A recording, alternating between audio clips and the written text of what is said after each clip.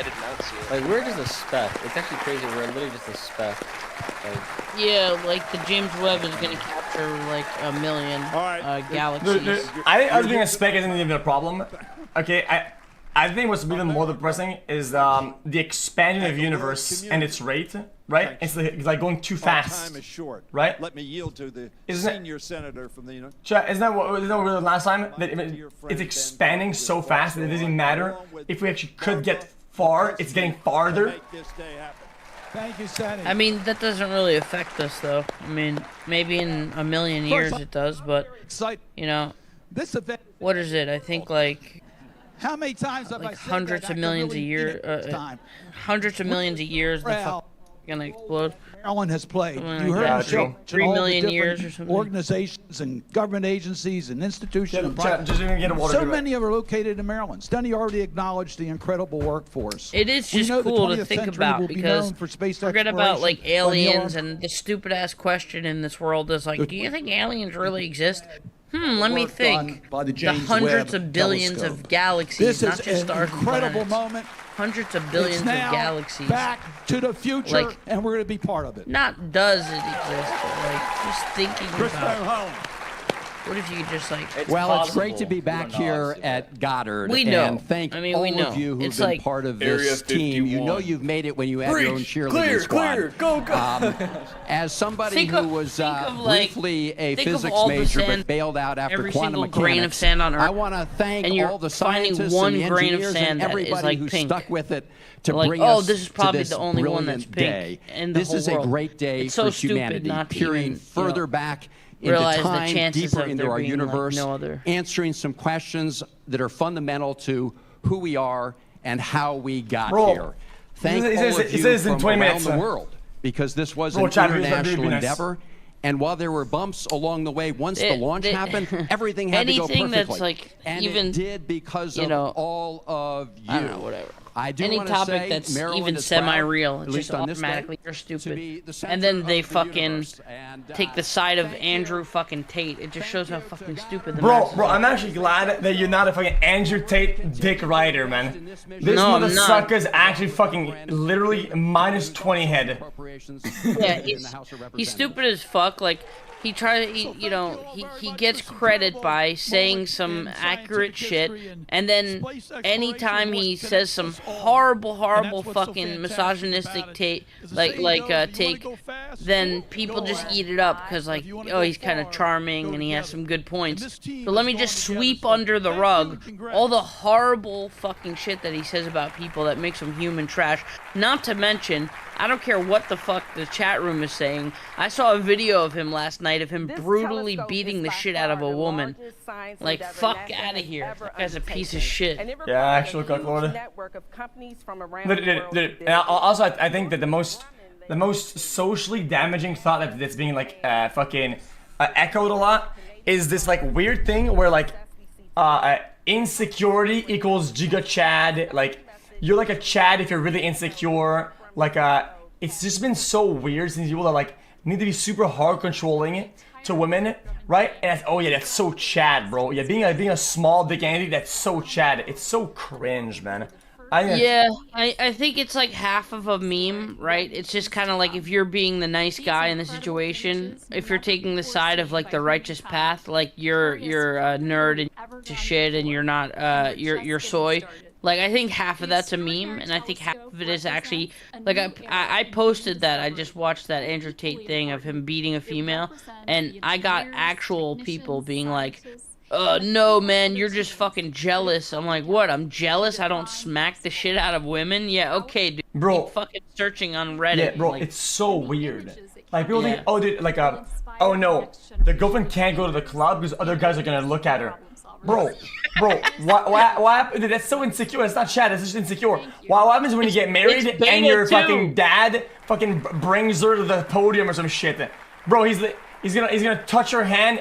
Oh my God, get cucked, bro. He's touching the hand of your fucking woman. Like, what the fuck is that, bro? Yeah, like, it's so hypocritical, like, trying to act like the most alpha man in the room, and then you feel like you can't even keep your girl by her going out and have a girls' night out in the club. Yeah, that's so cringe. Like, that's so... Oh, really? Oh, you're worried about her cheating? oh, so you're just a shitty boyfriend? Like, you're so good, you're such a fucking Chad. Why do you think your girlfriend's gonna stray away? Exactly! You know? It's so fucking hypocritical. It's so cringe. It's so cringe. Nostalgia games on Steam xQcl. People are so weak. Dude, I try to tell them, okay, that in your head, okay, if you're a confident person, and you're confident in yourself and in your relationship, okay, you should know 100%. It's not you should think, you should know that your girl sees you as number one, right? And there are no other option. You're rolling, you're going hardcore, you're the best fit, and nobody has what you have. You have something so unique that person wants you and nobody else only. Right? Yeah, and you're not scared of them going into the club, whatever. Because do you know what they're gonna see? They're gonna see number 2s and number 3s, number 4s, number 16, number 1000. They won't see number 1 because number 1 is at home. Bro. That's it. End of story. Yeah, because like, there's a point where if you're happy in a relationship, you're not gonna fucking blow it all up from one fucking random sleazy ass sweaty dude hitting on you in the. Unless you're that type of person already, and in which case, it's not the right fucking person for you, you know what I mean? Yep, it is what it is. But, like I said, people are so fucking engulfed in this, like, this weird, like, TikTok fucking culture bullshit of, like, nah, bro. Nah, she can't go to the club. Chad. I'm so Chad, bro. Is the James Webb? Yeah, I think so. This shit got delayed for years. It was supposed to go up years ago. Oh wow, 25 months. So what does telescope do? Doesn't it have a big ass lens and it refracts light through mirrors a bunch of times or some shit? I used to have astronomy as a class in fucking Cégep, and then we had this we studied the old telescope like the Hubble, and it would refract light in, and it would do like bounce back and forth and come back to the fucking whatever the shit. Yeah, I know the Hubble Deep Field took like 11 days to take the photograph. Like, so it was just like very slow, slowly taking the picture.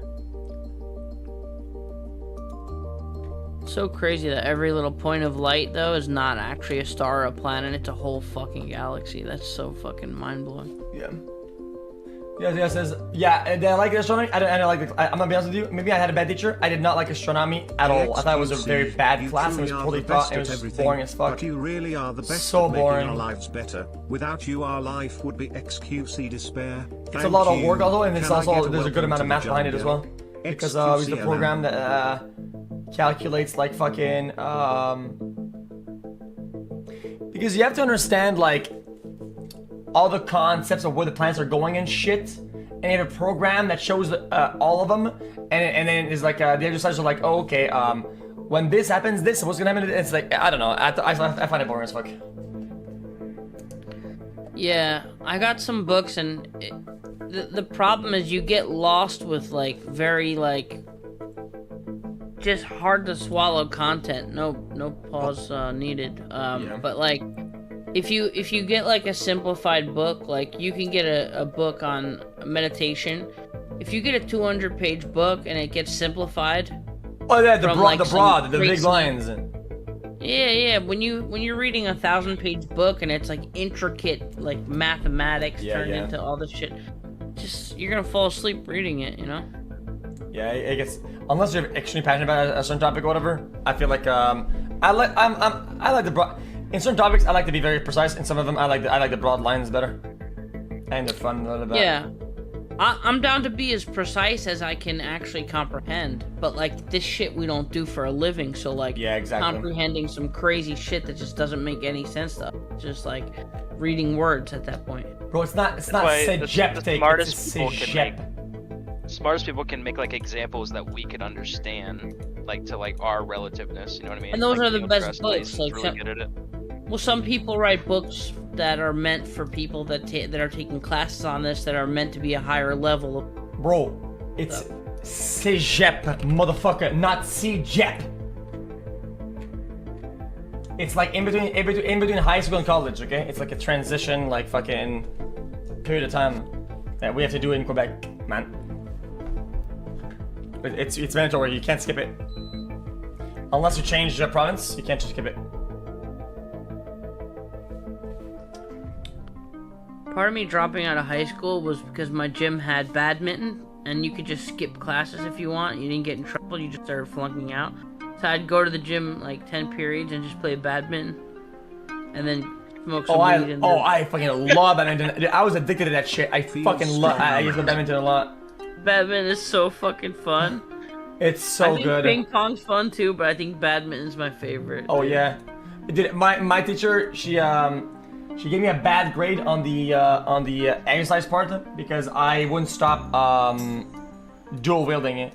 So I would switch hands because I'm ambidextrous with rackets, and I would do smashes with both hands, and she'd get really bad at me. And then I played in the tournaments, and I did pretty well. And then she kept saying it, "You're not supposed to do that." And she got really fucking mad at me. So she gave me when it comes down to like a practice, she gave me a terrible grade. I didn't pass the practice part. Damn, did you have sex with her? No, she was disgusting. I'm just kidding. It's a real thing. It's a real thing. Ambidextrous with rackets, I am.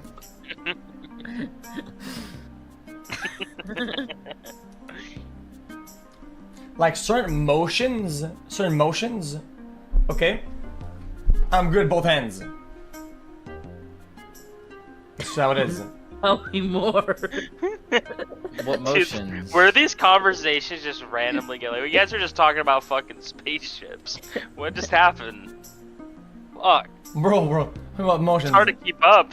Bitch ass, like I'm good with so I do golf and shit. Cégep is the equivalent of college. And you like to in grip Quebec. it, right, In with French both we call it hands. cégep, and in English it's college. Vanier is a college, and Conlaran is a cégep. Same What? shit. Wait, really? Wait, really shit? Wait, actually? Cégep is college. I used to go to college then. Yeah, I used to go to college and then fuck him. Bro, I would do right side, okay, hockey and baseball and shit like that.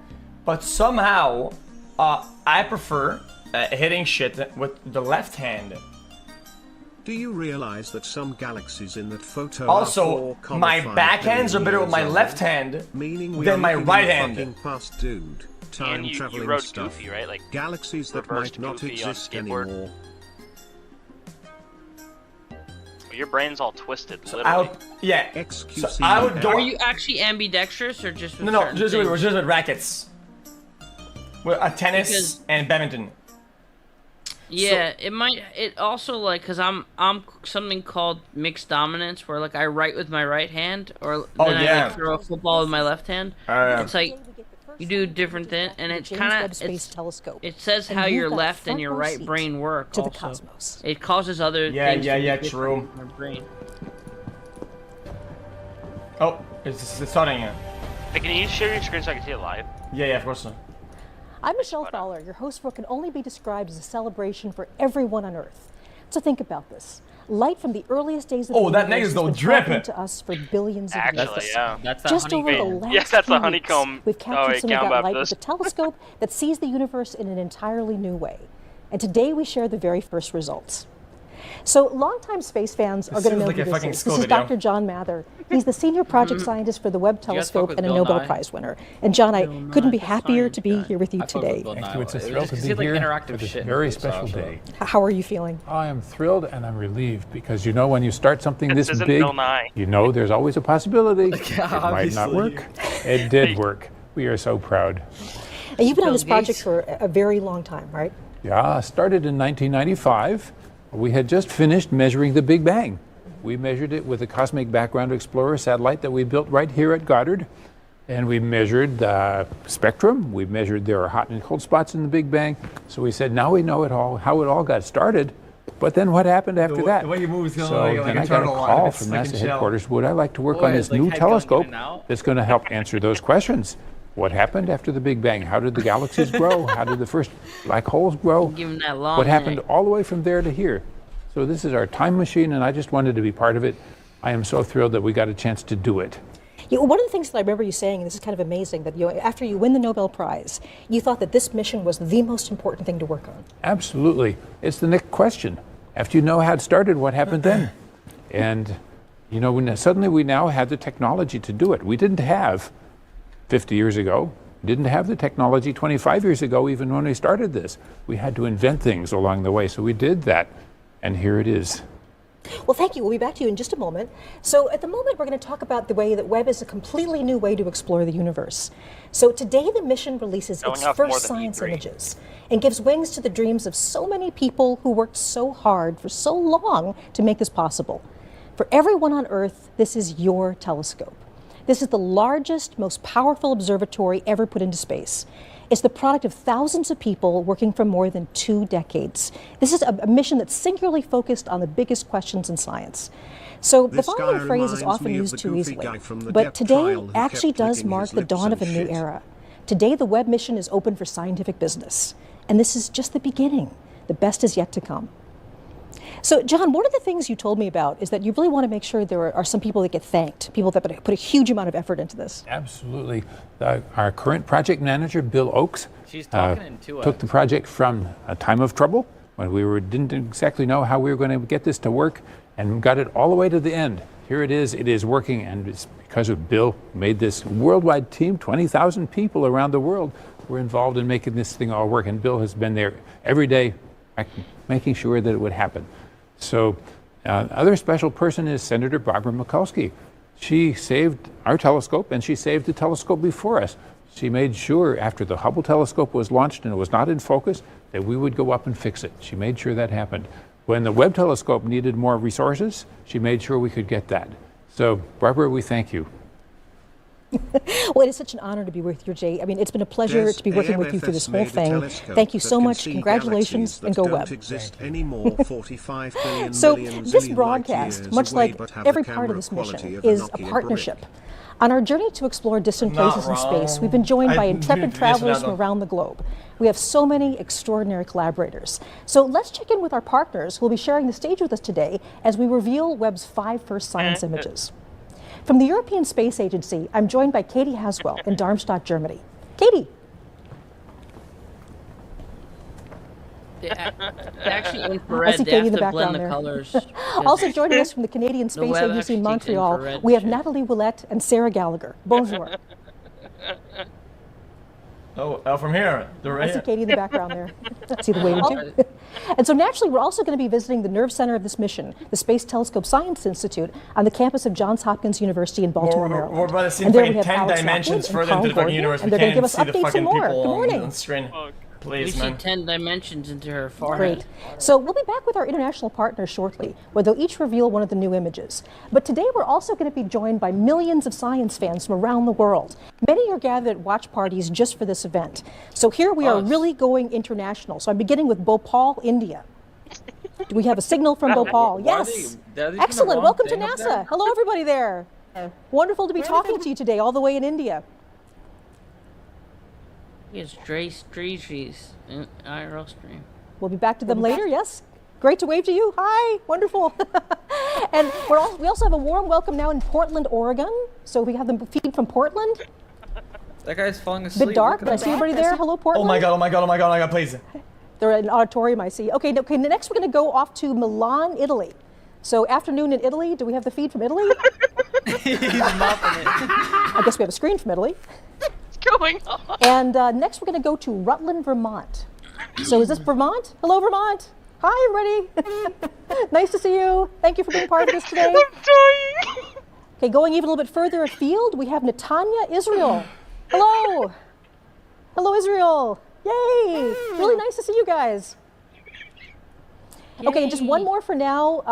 I see people like giving me hugs. Okay, we also have Vancouver, Canada. Hey, Vancouver. Hi. Right. Wonderful. Wonderful to have all these people with you. So right across from the campus from me, there's also a huge watch party taking place with members of the Webb team. So the wonderful thing is that they actually are people that have worked on the mission, and they are part of our NASA Funny family. So hello Webb team. Funny?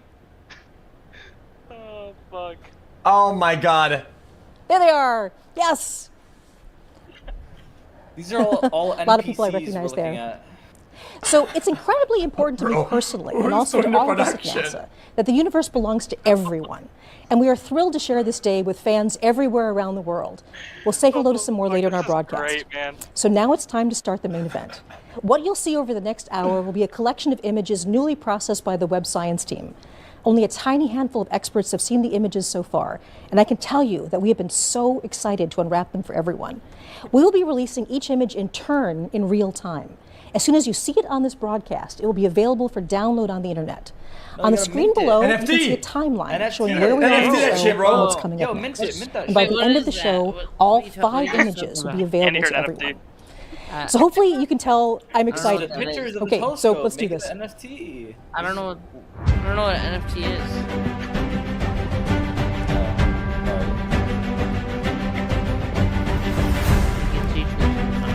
Dude, music became maxed. Okay, we're going to release the first image right here at NASA Goddard Space Flight Center, Maryland, and we're just outside of Washington, D.C. NASA Goddard is home to the project office of the Webb telescope, and the observatory portion of the telescope, the mirrors and the science instruments, were integrated and tested here before launch. So for many of us, including myself, seeing Webb come together bit by bit right in front of our eyes was an emotional and very inspiring experience. So it's kind of like a part of us was out there with Webb right now. A million miles away, part of our hopes and dreams are out there. So I'm joined now by Jane Rigby, the operations project scientist for the Webb mission. And she's a familiar face for people who've been following this before, so welcome, Jane. Okay, so Jane, you not only get the honor of revealing the first image, but this actually got a little bit of a sneak preview. I understand there was a very select audience who's already seen the image. Yes, so last night, on behalf of the project, I had the privilege of traveling to the White House with the NASA Administrator Nelson and other senior staff to share our first image with President Biden and Vice President Harris. Leaked! We saw it! And it was really fun. Oh my gosh. They really geeked out. We had a closed-door session where we got to walk through all the images and just share the excitement, and they were so thrilled, and they got the profundity of what we're seeing. And so now we're gonna let's do it. Okay, we've got the whole world watching. Are you ready to put the first image up? Oh, let's do it. Absolutely. You ready to screenshot, boys? All right, here we go. Okay, so the first image is a deep field, and it's also a deep field with a cluster. So why don't we walk through this just a little bit? So if we come up and look at this image, first of all, it's really gorgeous. And it's teeming with galaxies. Yeah, this is the old one. And that's something that has been true for every image we've gotten with Webb. We can't take blank sky. Everywhere we look, there's galaxies everywhere.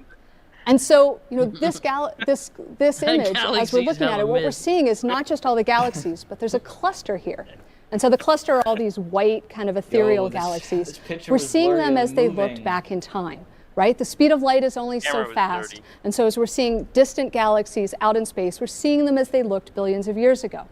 So these cluster galaxies, the white ones, we're seeing as they look about the time the sun and the earth formed. It is kind of crazy. And then behind the cluster, we have the cluster, the gravity of the cluster is distorting and warping our view of what's behind. And so there are these galaxies that look stretched and pulled, kind of like they've been magnified because they've been magnified by the gravity of the cluster, just like Einstein said they would. Different galaxies and there, it's but really maybe not there's the so same much ones. detail here. We're seeing these galaxies in a way that we've never been able to see before. There's just a sharpness and a clarity we've never had. And so we can look at, if we zoom in on this image, and I encourage you as you grab this image at home, zoom in. You can really zoom in and play around. There are galaxies here in which you're seeing individual clusters of stars forming, popping up just like popcorn. And then we also see in the background of this image, kind of littered like jewels all over the back of the image are these faint red galaxies. She keeps saying galaxy. Now, that was what we built the telescope to do. So every the most single distant of those light are has billions of years. We're seeing as they looked more than every 13 billion years ago. Has and so galaxies like that one right there, this little red guy, you're like, okay, yep.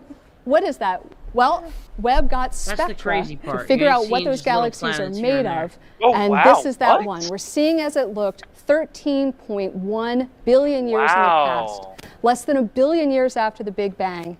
And we're seeing the elements of oxygen, and hydrogen as well as neon.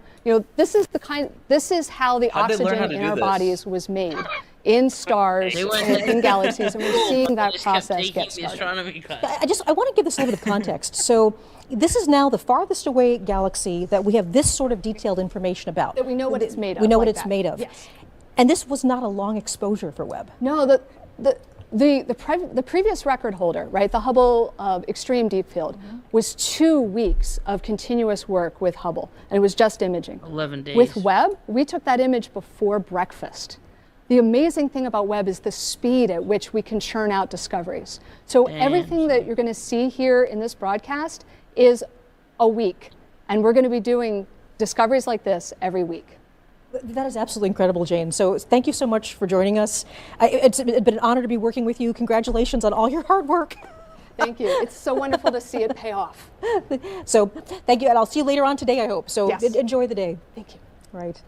So from distant galaxies, we now turn our eye to something a bit closer. It's a planet, but not one in our solar system. Remember that Earth and its sibling planets aren't the only show in the universe. When scientists and engineers started developing JWST, the search for exoplanets wasn't even part of the plan. That's changed. Exploring exoplanets is now a major component of the mission and the subject of our second big reveal of the day. I'm going to send it now to our friends Natalie Willette and Sarah Gallagher at the Canadian Space Agency in Montreal. So again, bonjour. Bonjour. Bonjour, baby. Why don't they just tell us aliens are real right now? I guess we're having a little... Oh. Longueuil! Holy fuck! It's fucking Felix's house. Bro, I don't live in Longueuil. Nobody lives there. Okay. I'm Nicole Webb, and I'm here to tell you... Come on. It's happening. Wait. The broadcast is a rebroadcast. What? This came out yesterday, bro. Bro, no way. Yep, we're all ready. Yeah. Wait. Okay, I apologize. We're having some trouble with the signal from Canada, but luckily for us, we have an exoplanet expert right here, just in case that happened. So this is Nicole Colon, and she's an exoplanet scientist at NASA, and we're going to talk about this amazing new result from a very hot planet. I understand about 1,000 light years away. People said the fucking NASA faked the space line and they can't even fucking do a real broadcast for 10 minutes. 96b, and it is this hot, gaseous, giant, puffy planet that it is about 1,000 light years away. So lag it. Oh no, it's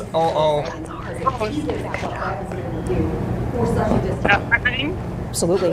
So talk us through what this discovery is and why this is so significant. Well, this reveal that you're going to see is going to show the first spectrum of an exoplanet as taken from the Webb telescope.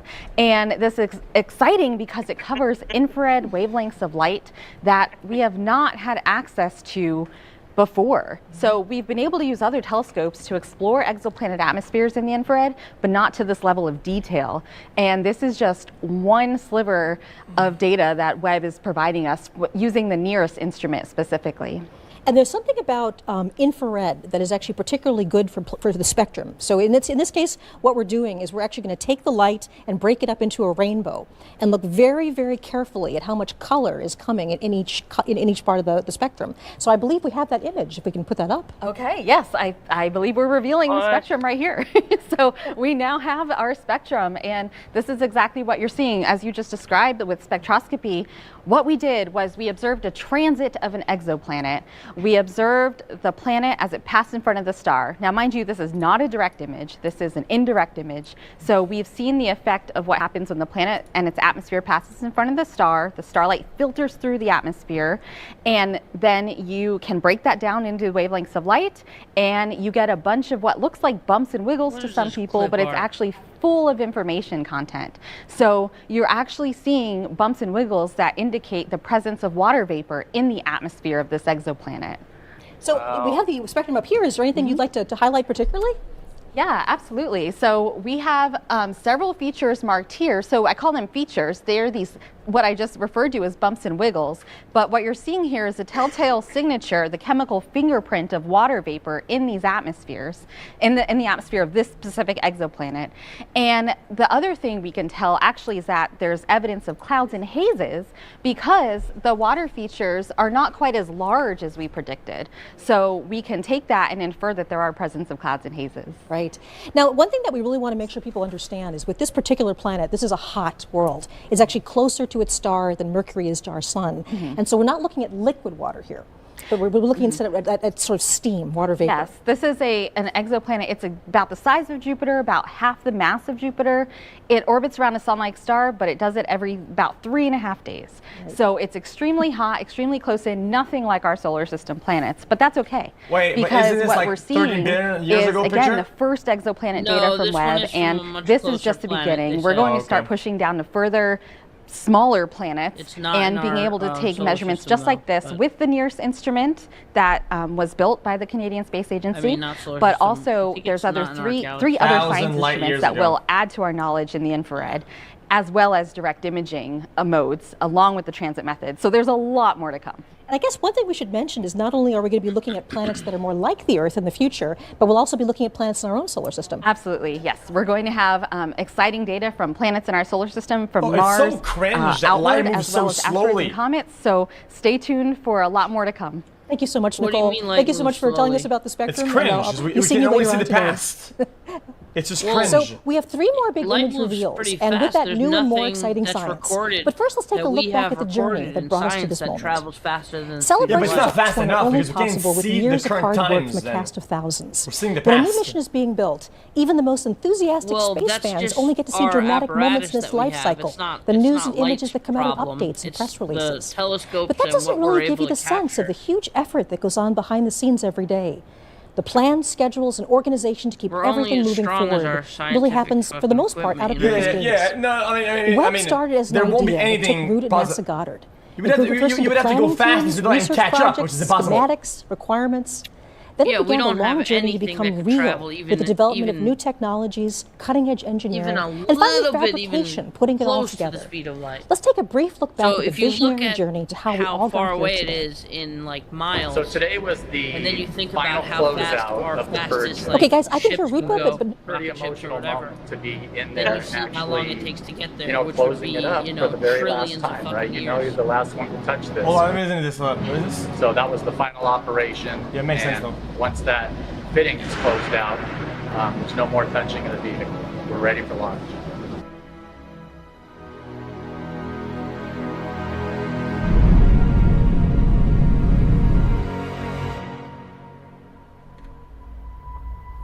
The James Webb Space Telescope.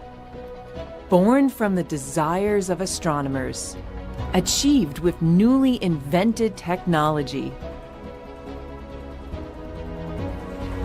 is the culmination of 20 years of work. It's not a lot of tax money. It's just not. It's like 0.5%. Humanity has unlimited questions about our universe. Engineering a way to investigate them requires enormous creativity. Webb has been a trade-off between engineering performance, what the astronomers want, risk. In fact, when we started 20 years ago, we were actually looking at an 8-meter telescope. Developing the most sensitive instruments. And testing, and more testing.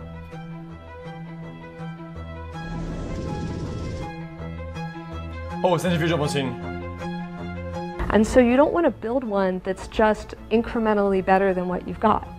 Because if that's the case, you would just observe longer on the telescope that you already got. And so every time NASA builds a new astrophysics mission, a new telescope, it needs to be way more sensitive, way more capable than anything we've ever built before. We all got together in that conference room and we played real time as the images came down from the spacecraft, the very first diffraction limited images ever obtained with Webb. And what we collectively saw as a group was the highest resolution infrared image taken from space ever. It sounds like an Apple ad. If you're just joining us, I'm Michelle Fowler at NASA's Goddard Space Flight Center, and you are watching live coverage of the release of the first science images from the James Webb Space Telescope. So it's appropriate now that I send the broadcast to our colleagues and friends at the Space Telescope Science Institute in Baltimore. That's the scientific nerd center of the entire Webb mission. Nerd. So hello, good morning, Alex. The show is yours. Hey, Michelle. Welcome to the Space Telescope Science Institute. I'm Alex Lockwood. Bro. With Carl Gordon, who is an astronomer and one of the key people in delivering the images that you're going to see here today. But actually, before we get into the amazing images, we're going to talk a little bit about where we are. We're standing here outside of the Mission Operations Center, which is the key central hub for Webb. For the past 6 months, scientists and engineers have been working 24/7 since they took control of the telescope 30 minutes after launch to prepare for today and for the amazing science to come. Through all of the major deployments, focusing, aligning the telescope, and calibrating those 4 amazing science instruments, it was all done in this building. And from here on out, we'll have daily communications with the telescope, the Indian, including space sending lander, commands moonlander. and downloading data with the help of the Deep Space Network. In addition to mission operations, we are also the home of science operations. Well, what does that mean? Every year, we solicit proposals from astronomers across the country and the world for what they would like to look at with Webb. Then we hold a rigorous selection process to select the ideas that will best utilize Webb to study and understand our universe. When the data come down and astronomers analyze their results, we are the lucky ones who get to share that data and those amazing science results with you. And we knew that today was going to be so exciting with the first images, so we've actually been preparing for years. Here is Klaus Pontoppidan, project scientist for Webb and the technical lead for the first images, it's been a year's to tell long you process. about the process of the past few years of my selecting first the email target. related to the first images was back from 2016. So back then, a committee was created, and this committee was charged with coming up with a long list of targets for the first images. And the reason for that is that the observatory can't see the entire sky at any given time. And this is because you want to avoid the mirror seeing direct sunlight to keep it cold. And it actually had to be quite a long list. We ended up with about 70 targets, from which we had to select only a handful. You know, what would create the most beautiful images, what would highlight the instruments, the different 4 science instruments for Webb, and what would highlight the 4 major science themes for Webb. And it's a celebration as well of the beginning of science observations. And we knew that selecting the images was just the beginning, that we would need a trained eye to take these exquisite data and pull out the beauty and the science potential. So here's Jody Pasquale and Elisa Pagan to tell you about how they processed these beautiful images.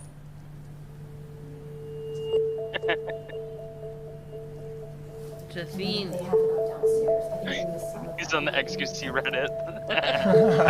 We're basically translating light that we can't see into light that we can see by applying color like red, green, and blue to the different filters that we have from Webb. And the reason we want to color the images is because there's actually more that you can get, more information that you can get from the image if you see it in color. So it's a matter of picking and choosing filters and colors that enhance the details and the structure in the image itself. So the picture is black and white. The shortest wavelengths of infrared light and assign those blue colors, and then move our way down to green and red as we go to longer and longer wavelengths. And then we additively combine those together to get our full color image. Yeah, but how do you know if it's the real color? But there is a lot of aesthetics that are involved in this. Painstakingly going through and cleaning these images up with an attention to detail, a level of detail like at the pixel level in every image.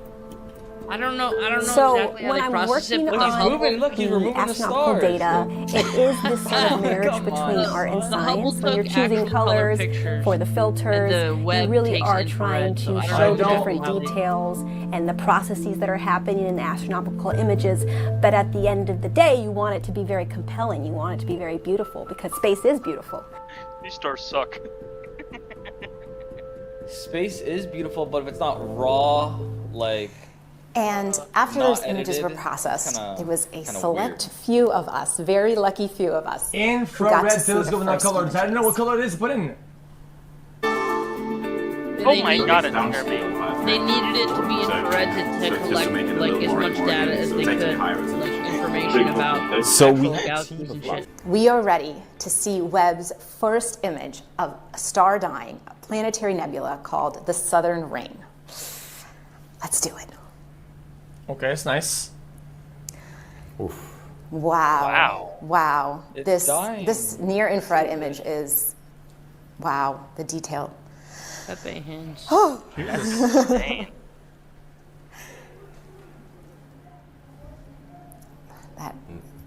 Who's yelling in the office? Wow. Okay, well, here we are. We have a near-infrared image on our left. We're on maybe your audio right. team's getting yelled at right now. And here on the right, we have a near-infrared image. And so I'm here with Carl, our astronomer specialist. Can you tell us what we're looking at in these images? So this is a planetary nebula. It's caused by a dying star that has expelled a large fraction of its mass over in successive waves. Okay, so we actually see those waves in these images. Yes. Wow. And so there's a lot of structure. Can you tell us a little more detail about what we're looking? Maybe start with this one on the left. Yeah. So in the NIRCam image, you see this kind of bubbly, almost foamy appearance throughout the whole nebula with some very structured shells. And this foaminess is showing up in orange mainly, and this is due to the molecular hydrogen that's newly formed in the expansion, just lighting up the gas and dust of this nebula. And then as we move inward, you see this kind of very blue haze in the inner region, and this is actually due to very hot ionized gas that emits well in the blue, that's heated by the core, the leftover very hot core of this star. And what about these like rays that I'm seeing in this image? Right, so there's also rays in the outer regions that you can kind of see, and these are holes in the inner nebula that are actually allowing the central star's light to come out and kind of light it up like, patchy clouds with the sun shining through. Wow, oh yeah, that's what it looks like. That's so cool. So you're actually a mid-infrared astronomer, which is different than near-infrared.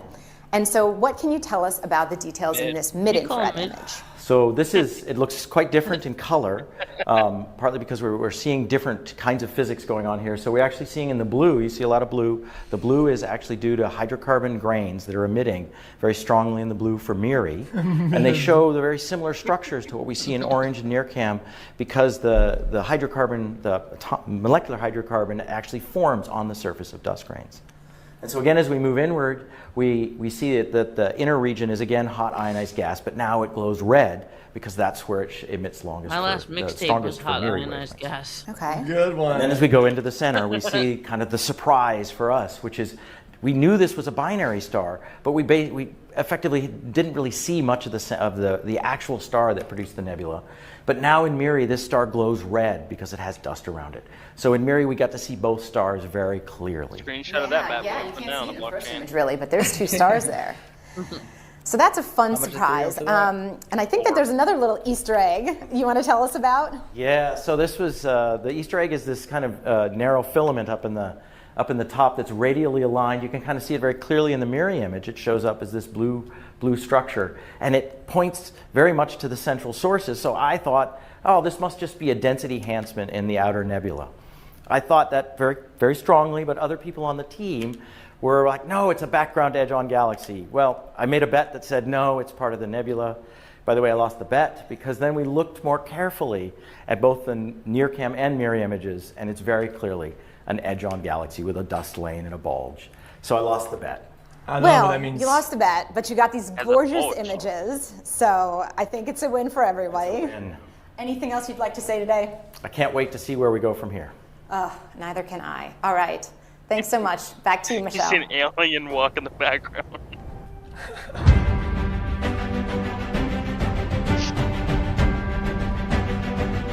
Thank you, Alex and Carl. And I have to say that image is absolutely spectacular. So as you know, people from all over the world are watching us today and joining in our excitement as we release Webb's first science images. We've been checking in with our colleagues in Europe and Canada throughout the program, but we also want to take a moment to include the people at the so many viewing parties scattered around the world like stars in the night I'm about to be on sky. screen. So let's check in with some of them now. Hell yeah. First, we go all the way to Perth, Australia. Oh, Do we have a signal from Perth? I guess nothing from Perth right now. Us. Maybe we have some of our other feeds. We're going to check in with them right now. Do we have Winnipeg, Canada? Oh, there it is. There's Australia. There's Perth. Hey, waving to Perth, Australia. Thank you so much for joining us today. It's PNG. And next we're going to Winnipeg, Canada.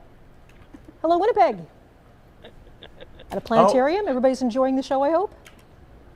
Okay, Dayton, Ohio. Everybody's watching on the, there we go, Dayton, Ohio. Hello, everybody, Dayton. Nice to have you here with us. Dude, mine got caught slipping. Hey, Dayton. Hey. They're jumping up and down. Hi. Okay, all the way Bangalore, India. Bangalore. Hello to Bangalore, India. Hey. Bro, stop blocking it. Bro, it's absolutely wonderful. Bro. Hey. Yo. Okay.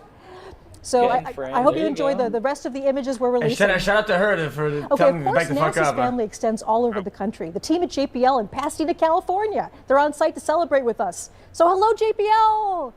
Some of my favorite people in the world. Pasadena. Hey, hello. And I think the last place we're going to right now is Northrop Grumman, one of our major contractors. Hello, Northrop Grumman. Oh, whoa! Hey, all right. All these guys are getting. Oh, they're oh my God! Balloons. Nice to see you, Northrop Grumman. Balloons clap. All right, now there's also a big watch party right here on the NASA Goddard campus. Many of these people have worked on the mission itself, and we also have top NASA leadership and representatives from our government. So hello, hello, watch party at Goddard. Keeps doing like a minion lap. Farm X. Okay, wonderful. So, I mean, at NASA, we are so fortunate to have all of these friends and colleagues around the globe. A major partner in the Webb mission is the European Space Agency. ESA contributions have been essential to so many aspects of this project, including Webb's spectacular launch on the Ariane 5 rocket last December. I'm very pleased to turn over the show for a few minutes to Katie Haswell. She's joining me from the European Space Operations Center in Darmstadt, Germany. Hello, Katie. Good afternoon. Wrong transition. Thanks, Michelle. Thank you, Michelle, and welcome to Germany. We're at the European Space Agency. I'm still getting all kinds of IFB from lots of center. It's where the teams effectively fly the satellites. They're a little bit of a cross between air traffic controllers and pilots. We have lots of different control rooms here. This is the main control room, and as you can see today, it's not in use, so we've been lucky enough to move in here for today. I have two very special experts with me, both scientists from the European Space Agency. Giovanna Giardino is a near-spec scientist. Giovanna has been working on that for many years and lots to tell us about that. And Mark McCaughrean is a special advisor for space, for science and exploration. These two guys have been working on the Webb Space Telescope for a long time. So we're very grateful to have you with us. Thanks, folks. Pleasure. We are excited to reveal our image with you. But before we do that, we thought we'd give you a little bit of background, because we've come here today because these guys were the first ones to pick up the signal during the Webb launch, when Webb first launched. They run a system called S-Track, which is NASA's deep space tracking system, and they were listening out when Webb called home. And the controllers here have been looking after a whole very, very impressive list of missions since 1968. Bro. ESA has played a very, very important role during the Webb for the Webb Space Telescope. They provided the launch on board the awesome Ariane 5 launch vehicle from the Guiana Space Center. The atmosphere in the Mission Control Center was electric, I can tell you. I was there. They've also provided people. We have 15 ESA scientists working at Space Telescope in Baltimore, and also they have provided the infrared spectrograph, the near-infrared spectrograph, and also half of the MIRI instrument, which is the mid-infrared instrument. Let's take a look at those now. Webb's 4 scientific instruments include NIRSPEC, the near-infrared spectrograph, led by ESA. NIRSPEC splits near-infrared light from astronomical objects into its components. Like a barcode, this will help scientists understand the physics of the objects they're observing, from their temperature to atomic makeup. NearSpec can observe parts of an object or the sky using an image slicer and an array of microscopic shutters. Webb's integrated science instrument module, located behind the main mirror, also contains MIRI, a mid-infrared camera and spectrograph. Seen here during testing, MIRI's been developed by a partnership between Europe and the US. MIRI detects mid-infrared light, planets, stars and galaxies. It can analyse molecules to help us deduce what astronomical objects are made of and peer into clouds of gas and dust where stars and planets are born. Together, these instruments will help Webb detect and analyse light from the very dawn of time, revealing the universe as never before. Mid as fuck, to be honest.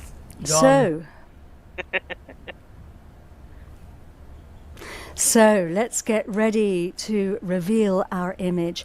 And remember that one of Webb's jobs is to find out about galaxies, more about the galaxies, but also to help us to understand how they change. And this image is going to be very, very useful for that. Let's reveal it now. Whoa. There it is. Ooh, it's called Stefan's Quintet, and it's wondrous. Oh, that's the one on the left side. Giovanna, what are we looking at? Yes, like it's a quintet, so we are looking at 5 galaxies. Galaxies are this giant structure that, as we've seen, we see everywhere around us in the universe. They contain from million to 100 billions of stars, and in fact we live in one of them, the Milky Way. And here we see 5 of them. This is a closer galaxy in the foreground, like and these 4 are at a distance of about Belgian accent on top of million light years from us, and they're locked in a close interaction, a sort of cosmic dance driven by German, the gravitational force. And German, of course. But you still. can see here these 2 in a process of merging within each other. This is a very important image and an area to study because it really shows the type of interaction that drives the evolution of galaxies. That's the mechanism of galaxies' growth. I love this image of the cosmic dance moving through each other. Mark, there's a lot going on though in this image, isn't there? There is. So this is a near-infrared image and a mid-infrared image combined. And when we zoom in on the left-hand side here, we see this foreground galaxy. We see lots of individual stars in there, actually resolved as point sources, which is remarkable. And then as we pan across, we actually see the galaxies in the merging galaxies. We now see gas and dust, which is being heated up in the collision between those galaxies. And that's a place where new stars are being born today. So we're actually seeing the process of creation of new stars in this region. And then when we look in the background here, we see not only the galaxies at 300 million light years, but also stars in our own galaxy. These snowflake structures that you see here, those are nearby stars, but in the corner and around the edges we see galaxies which are much, much more distant, much further away. So similar in some sense to the ones that we saw earlier on in that deep field. And so this image actually takes us from the nearby galaxy, our own Milky Way, through these galaxies which are evolving today all the way to the distant universe. And in a way it captures cosmic evolution of galaxies over those 13.8 billion years. So we have another image, don't we, that we can look at? So if we strip away the near-infrared view there of the stars predominantly, now in the mid-infrared with MIRI alone, we see mostly gas and dust. So we see the same galaxies again, the 2 merging, and then we also see something very interesting up at the top here because this top galaxy has something new and bright in the middle of it. And Giovanna, tell us what that is. Yeah, that's an active black hole.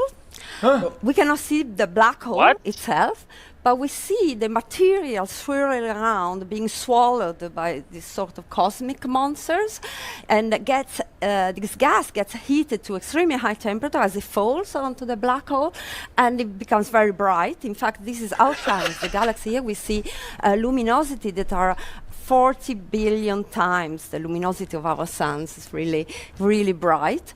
And with NearSpec, we can zoom into this area, and we have this technology that allows us to take thousands of images at different wavelength channels, so see the this distribution of the gas, what's going on in the gas in different regions of this core area, and understand the composition of the gas, the velocities, the temperature. So that's very important to understand physics. So it's giving us so much information. It just shows the power of this telescope. Mark, this is just the beginning, though, isn't it? Much, yeah. I think that's a very important takeaway from today. You know, these are like pictures just taken over a period of 5 days, and every 5 days we're getting more data, which will contribute more in that direction. It's a culmination of decades of work, but it's just the beginning of decades. And you know what we've seen today with these images is essentially that we're ready now. This telescope is working fantastically well, and you know, to borrow a phrase from a famous rock musician, you know, we're ready to turn this telescope up to 11. It really is time. It's fantastic. Thank you very much indeed, both of you. Back to you, Michelle. Sorry.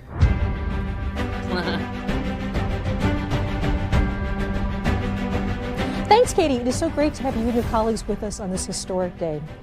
So before we get to the fifth and final image reveal of the day, it cannot be said enough that an achievement like the James Webb Space Telescope is something bigger than any one of us. It's bigger than any organization, any country. This truly takes a planet. Webb belongs to all of us, and starting today, the discoveries start and they're not going to stop. This is just the beginning. We've said several times throughout the broadcast that the Webb mission is about people, and during the construction of the Great Telescope, people started to see themselves in it, literally. Day after day, people visited the observation window at NASA Goddard, and looking through the glass, they snapped selfies of themselves reflected in the gigantic golden mirror. These photos are actual reflections of the enormous human investment and the emotional commitment that brought this mission to life. And now, years later, that mission is finally collecting light from the earliest days of the universe, all the way to worlds in our own solar system. It's the same mirror that reflected the many faces who see themselves as part of the journey to understand our shared origins. Let's stop for a moment and appreciate the people behind Webb.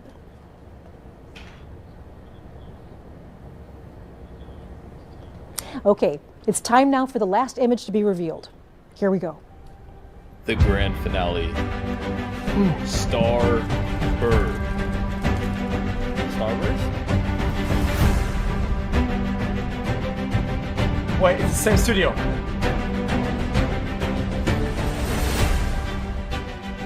Bro? So Amber Strawn is Webb's deputy project scientist. She's here with me today to share the final big reveal of the day. So Amber, it is so good to see you. How are you feeling? So great, so exciting. What a great day this is.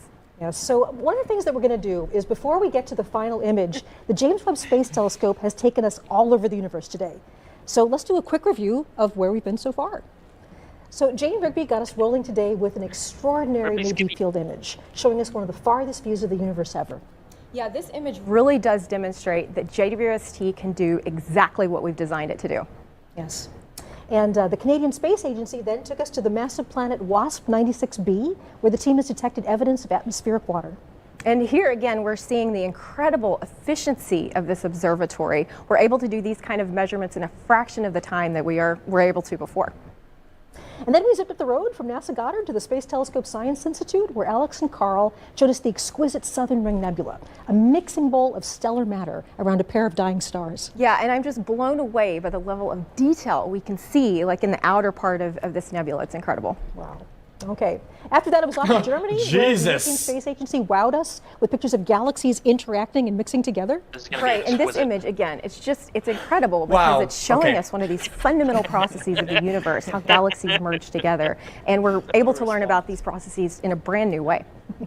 So the Webb team has a lot to cheer about right now. So across the campus, there's this big watch party, and we can feel the excitement all the way from over here. So let's join that celebration now. We're back with Senior Project Scientist John Mather, along with the head of NASA's Science Mission Directorate, Thomas Zurbuchen. Hello.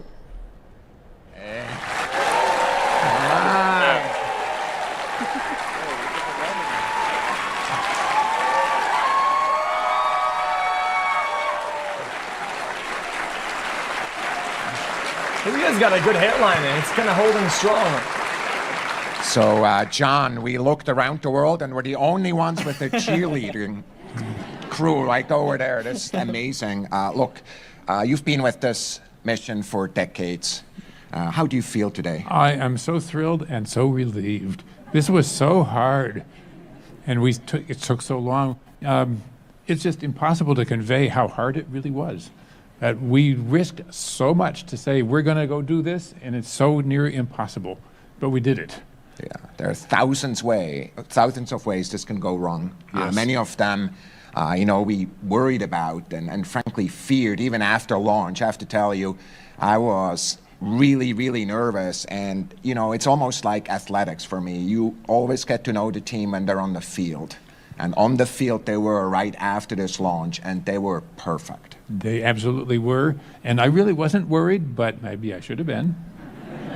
Yeah, that's difference between the two of us. I always worry.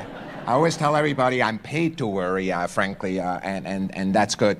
What we want to do, though, is just really thank the team again. Of course, we heard Bill and Scott and Greg talking about the team that is there. I think what's also important is to recognize that Bernie is sitting there, who was the first manager. I was sitting there. Could you stand up?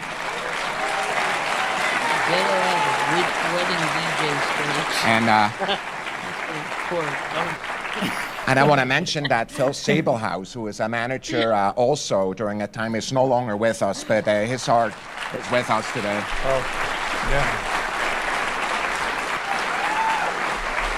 I have to tell you, John, after each one of these milestones, I called a lot of people. I called Bernie, for example, and I called people at my job and people who are administrators, because there's many of them. And I just wonder how you feel about the team. Just give you the word here. I am just so thrilled that we had a privilege to assemble such a brilliant team. We drew from the best of the best, and here we are. So my extreme deep thanks go to all the people who built that team. Not only to Bernie, who started us and helped us build up all the technology, to Phil, who made sure we would have a plan, and then when we didn't have quite enough money, to Bill, who pulled it all together and made it get all the way to the end. I am so thrilled that we had so much talent to draw on, and here we are. We have the support of the country and the world to take on this immense challenge. You know what I'm most excited about? There's tens of thousands of scientists, and frankly, some of them just got born, or not even born, who are benefiting do any of these cocks let their women go to the club? I don't think so. It will be. We have. It took us about 25 years to get here, since 1995, and we have at least 25 to go. I hope. So look, we are in a sense of these images, the art that is out there in the sky, revealed for the first time. We're thinking of the team and we're thanking them. John, thanks to you, thanks to all of you, and back to Michelle. Thank you so much, Thomas. And this entire collection continues to just absolutely astound me. Okay, Amber, so here it is. Can you walk us through the final image reveal? Absolutely. Here we go. The last image is, wow, look at that. So Amber, can you tell us a bit about what we're seeing here? Of course. This stunning vista of the cosmic cliffs of the Carina Nebula reveals new details about this vast stellar nursery. Today, for the first time, we're seeing brand new stars that were previously completely hidden from our view. Are there something you want to point out here? Absolutely. So honestly, it took me a while to even figure out what to call out in this image. There's just so much going on here. It's so beautiful. One thing that really stands out to me is you sort of get this sense of depth and texture from this new data. There's a lot going on. To call out a few specifics, first of all, in general, the Carina Nebula is a nearby star-forming region within our own Milky Way galaxy, about 7,600 light years away. And in this view, we see some great examples, first of all, of hundreds of new stars that we've never seen before. We see examples of bubbles and cavities and jets that are being blown out by these newborn stars. We even see some galaxies sort of lurking in the background up here. We see examples of structures that honestly we don't even know what they are. Like, what's going on here? The data is just so rich. And there's something really special about the infrared. Infrared can actually see deeper into these star-forming regions. Absolutely. That's one of the great things about infrared, is it really does reveal what's going on here in a really cosmic sense. And in general, what's happening in sort of this overall landscape is we have these gigantic, hot, young stars up here to the top of this rim, and the radiation and stellar winds from those stars is sort of pushing down and running into all of this. This is gas and dust, and of course we know that gas and dust is great raw material for newborn stars and baby planets. But there's a flip side to this story, and also a little bit of a mystery, because these same processes can serve to sort of erode away this material and stop star formation. So we have this sort of delicate balance going on of new stars being formed, but at the same time, the star formation is being halted. And for me, when I see an image like this, I can't help but think about scale. You know, every dot of light we see here is an individual star, not unlike our sun, and many of these likely also have planets. And it just reminds me that, you know, our sun and our planets and ultimately us were formed out of the same kind of stuff that we see here. We humans really are connected to the universe. We're made of the same stuff in this beautiful landscape. And actually, the Carina Nebula was one of my favorite images from Hubble. So Hubble looked at this as well, right? Absolutely, yeah. The Hubble image of this is also spectacular. We saw it in a different kind of light when Hubble took an image of this particular nebula. And then you can see amazing things with Hubble, but when we zoom in to this new image, we're able to see so much more detail.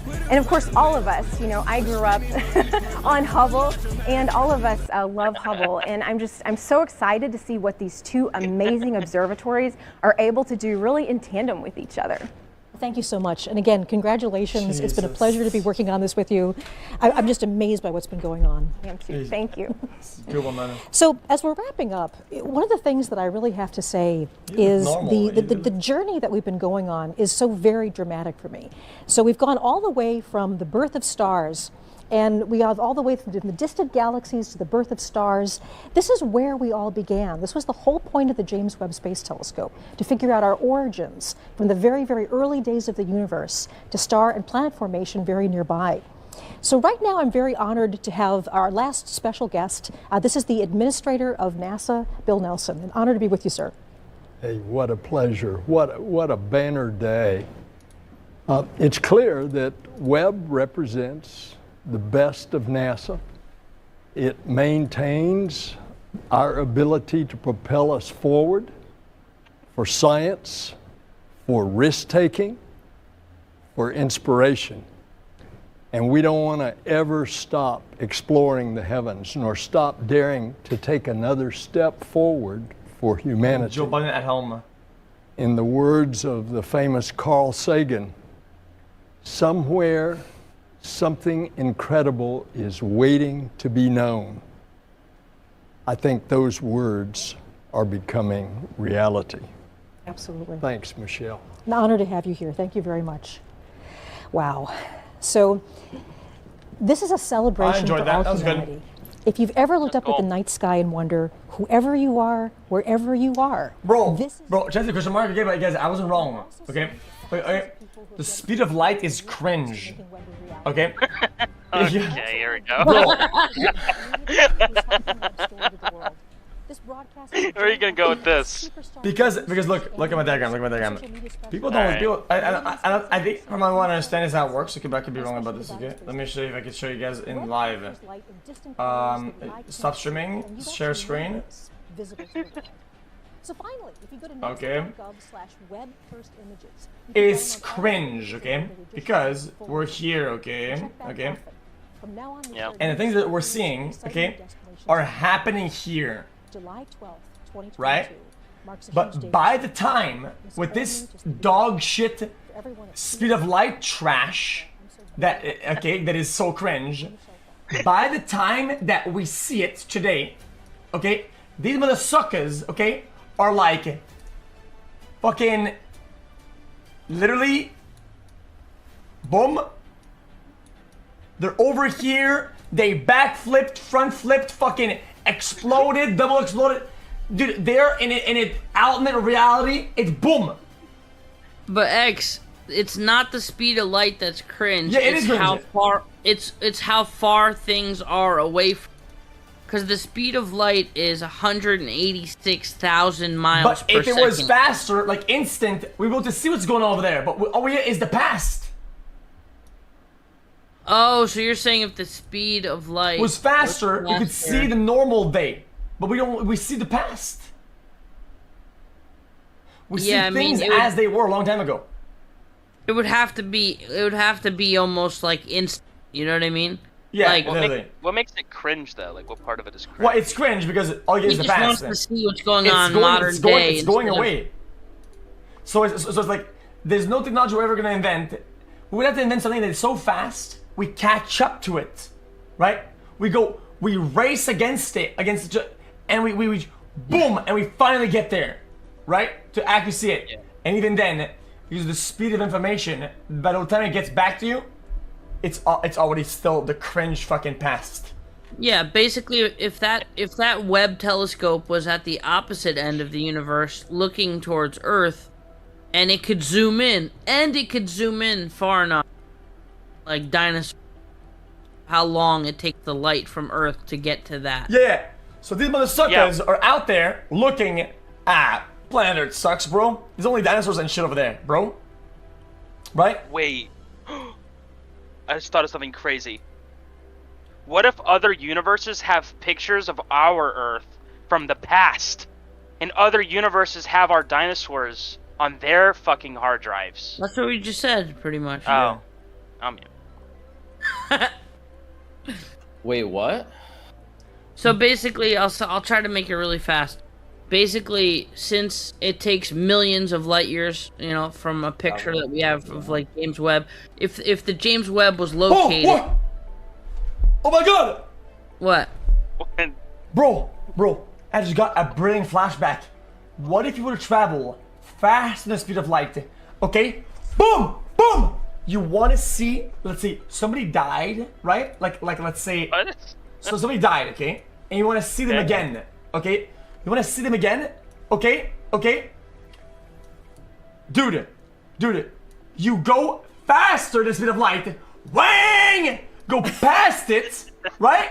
You go somewhere else, you set up camp, then you look back at Earth. Then you see them! They're still alive! Basically, that would be like a wormhole. Like if there was a wormhole in the universe, Fifth dimension. It like teleports you from here to there. Then you can kind of get a glimpse. Then the rest, literally. Then the revive. Well, they're not rest. You're just getting the point of view. Yeah, you're just looking from before it happened. You're basically time traveling. But then, you race against it back. You race against the information again, and you. Oh my, that's time travel. But then because now the planet is hundreds of millions of years old now when you get back. But you're not as old.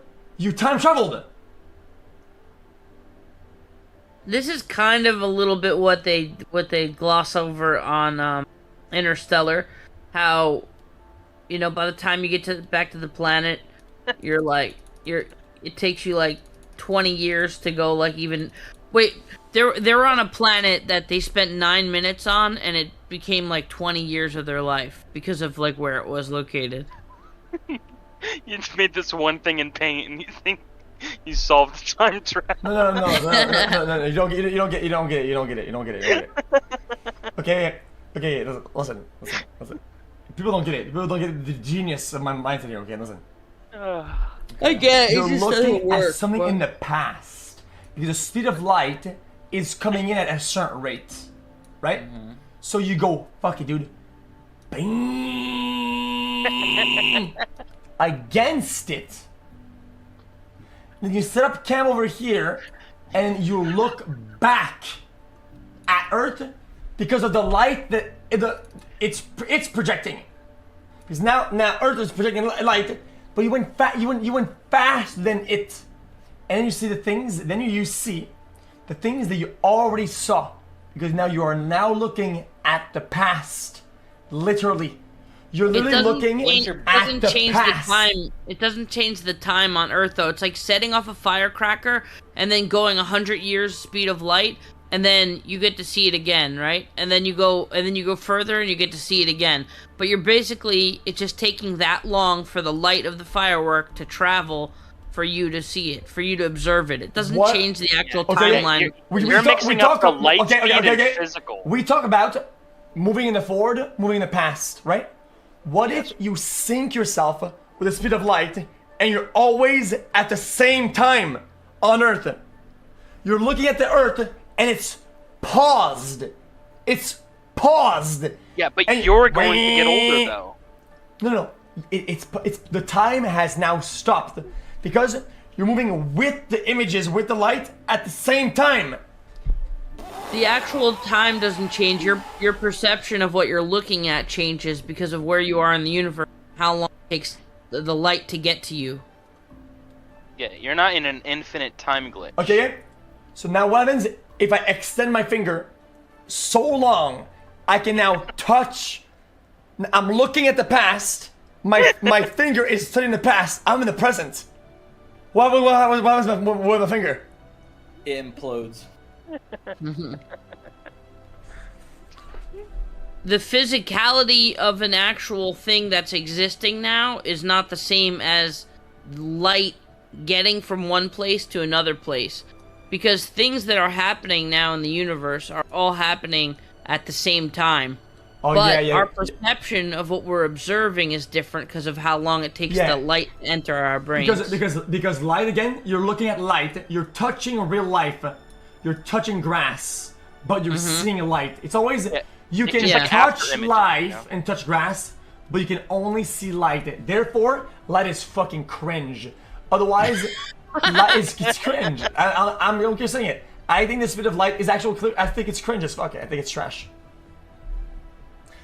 Without light, we wouldn't be able to even have an image or glimpse of what's in the universe because we could never reach it. So light gives us the ability to actually observe it, even though we're observing something that's in the past, that happened in the past. What if we see in the future, we see some guy building a space, and people are coming to save us? Earth is dying, but people are coming in a couple of years. We can't see it. We can't see the future. They don't see the future. We can't. Look, we can't see them yet, right? Because the light coming from them is coming so slowly, so ever slowly. Oh my god, what if they go faster than the speed of light? They go faster than light. They outrun it. Cut towards us. Do they come in our past? Bro, they might come in our past. No, they come to the same time that they're on. It's just the distance. But you can't see them to a different because their light is behind them. Not the. If they go fast the speed of light, now they are on Earth, but their light is behind them, and it has to catch up. From our point of view, but not physically, just through our perception, through our telescope, but not so technically, physically. If somebody goes fast the speed of light, they come to Earth, whang, right? Then they come out and they're like, guys, look in 20 years, and you look, and then you can actually see them come in at a speed of light. Finally, but they're already here. So therefore, they can literally see them. They would be able to actually see themselves again. But what happens when they touch the Earth? They clone. They clone. Okay. No. No way. They just clone and just duplicate. There's not actual physical versions. It's just a picture. Yeah, but what when it actually gets there? The picture disappear? Well, it's not a real person. It's just the perspective of you seeing it hits your eyes. So check this out, right? If it takes you millions and millions of light years for the image of the dinosaurs to get to the other, side of the universe or whatever, right? And you're seeing dinosaurs right now. If you snap your fingers and can teleport to Earth, time doesn't change. It's still going to be current day, and it's going to be 2022. The fact is, we're so fucking far away that it takes that long for the light to enter for us to observe the past. You know what I'm saying? Yeah. Being here or being there is irrelevant. The time is now, no matter what. Okay, then fair enough. The next scenario then. Okay. I go at the speed of light times 1 billion, okay? And I spin around the air like that. Bang, bang, bang, bang, bang, bang, bang, bang, bang, bang, bang. And then I finally say, fuck it. I will go down to Earth and I'm gonna chill over here. And I'm gonna look up, I'm gonna look in the sky. I'm gonna see I'm gonna see myself go. I will literally see myself doing it. Even though I already landed. Right? Oh no, because at the speed of light, wait, no, it'll literally just... You're not far away. That's more of just you're still in the vicinity. But if you went billions away, then you would see it though. You'd have to go billions away, then you would see you going in circles. Oh, okay. So I spin like that, and then I get the fuck out, bang, and I go past my own light. So my light is radiating like light. It's slow because it's cringe. I just said it's cringe. It's cringe. So and I say I'm gonna be Giga Chad. I'm gonna go at the speed of juice. Bam! I go way past it and I camp at a tower. And then I start observing the light coming in. Now I can see this phenomenon happening. Yep. Maybe even before it, when the dinosaurs were there before you did that. I'm able to tell it. I mean, let's be honest. You wouldn't ever live long enough to see yourself. I mean, unless you sync it right at the right timing, which would be very hard to do. You'd have to go the speed of juice. Yeah, you probably see boring shit. This does mean... Yeah, in our lifetime, the whole Elon Mars thing is realistic, but even them like going to Mars, like the actual light from Mars to go to Earth is like 10 minutes, 12 minutes, whatever. But it's so bleak though. Like they're gonna fucking set up in these little tiny fucking sheds. Wait, what's he drawing? Okay.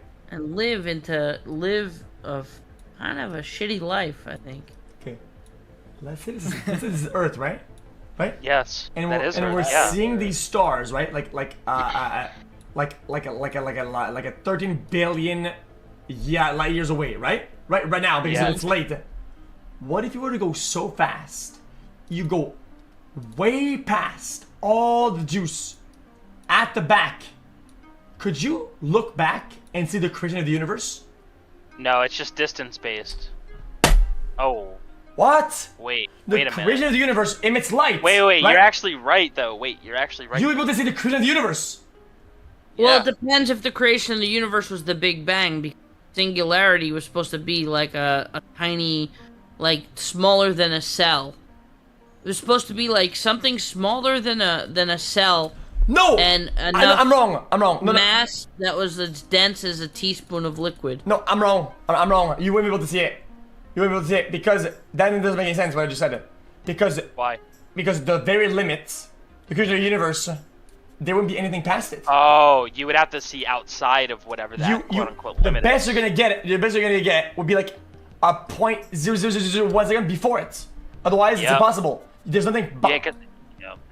See, so what happened before the Big Bang? Like, what It was supposed to be a singularity, which is just like a speck, a tiny speck. What made the speck though? We don't fucking. So then you would be going at the speed of universe expansion.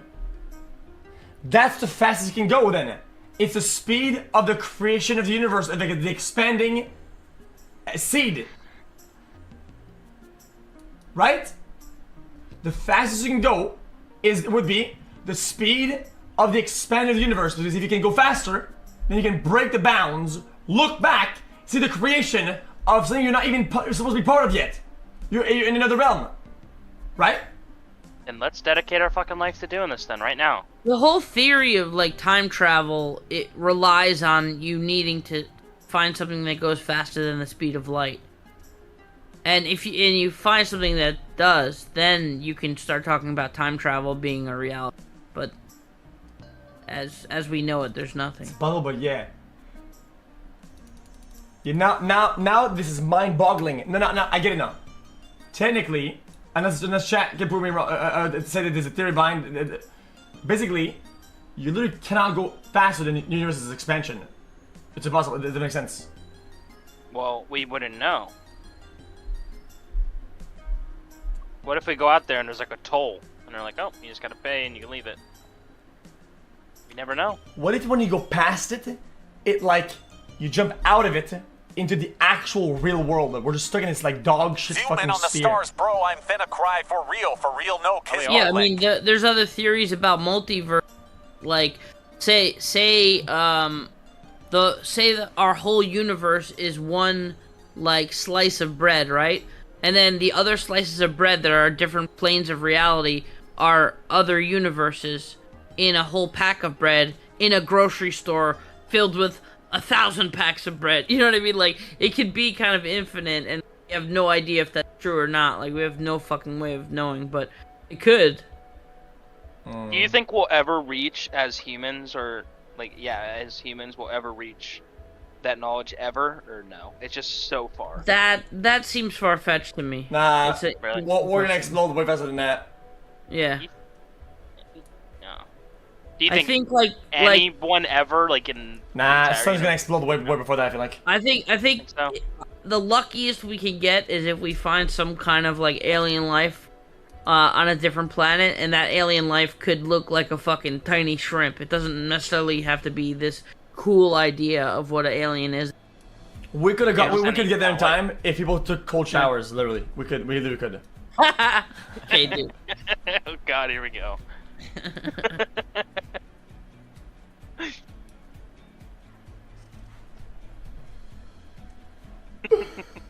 Jesus, man. Dude, because they were saying, like, you could look at a star 13 billion years ago, and I'm like, oh, how old is the universe? What if you were to expand that shit and look even further and further? Okay, what if even further? And then you become lined up with the creation, and you see it creating it. But it doesn't make sense because you're alive. How could you see the expansion? You can't go past it. That's not part of the rules. Yeah, you just can't. I mean, there'd be no way to go faster than how that time. What if you instantly die because then things go in reverse? Wait! It's just no. Bro, I didn't figure it out. When you go past it, you start going in reverse. Huh? What? Bro, listen. Once you go past the barrier of the creation, it's the same thing, but in reverse. The universe is exacting at the speed of light. Also, what's reverse, imagine though? you have a plank 2 light years long and you nudge it. Does the end of the board travel faster than light? Oh God, his eyes opened up really wide. Bro. I don't understand. It is fundamentally impossible to go faster than the speed of light. Oh! Einstein thought of the same question. Do you think when we reach the other side, we'll be able to see the Big Bang from the start? No, you can't. Because like I said, according to my new theory, as soon as you hit the barrier, right? This is the creation of the universe right here, right? Holy fuck! Wait a minute. As soon as you pierce it, you start going in reverse entirely.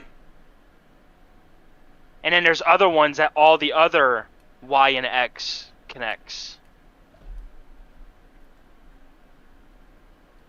X is the type of person to try and catch himself. What would it be another one? It's not another one. It's the same thing, but you're going in reverse. Bro, this is actually my theory. Bro, I cracked the code. If you were to go fast enough, right, to go to the universe's expansion speed, as soon as you pierce it, then it's everything in reverse. Why reverse? Because you can't. Light is an increment relative to mass and Okay, gravity. then how about instead of going into the next universe, instead of going directly in, you take a left and you start going that way? Are you in an infinite time loop where time in Bro, the then you itself, cheat. Then you cheat. You zigzag in and out, like that, in and out of the barrier, and you gain immortality. Anytime that you start being too ageful, you go to the edge and you go backwards for a little bit. Andy went from making Then songs back- with cheap then back kids in. to explaining science to 13-year-old children. Bro, Omega lol. that is actually unlocking immortality. You live somewhere, 10 years, go back to the edges of creation, zigzag, right? Back, Yes. and then back, boom. You're 5-head but in reverse. You need to iron out straight Immortal. list. You're actually immortal. That is not normally. You just drew an Among Us guy on the left side somehow.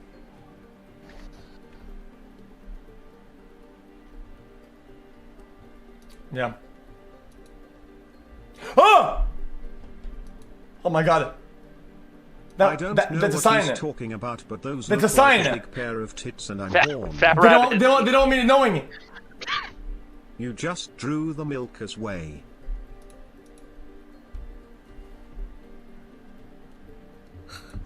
That was a bit flip, bro. That was the fucking space sending you a proton, and you just had a bit flip. Somebody was trying to tell There you is a from some scientific fucking theory place that that our you were universe right. could be a part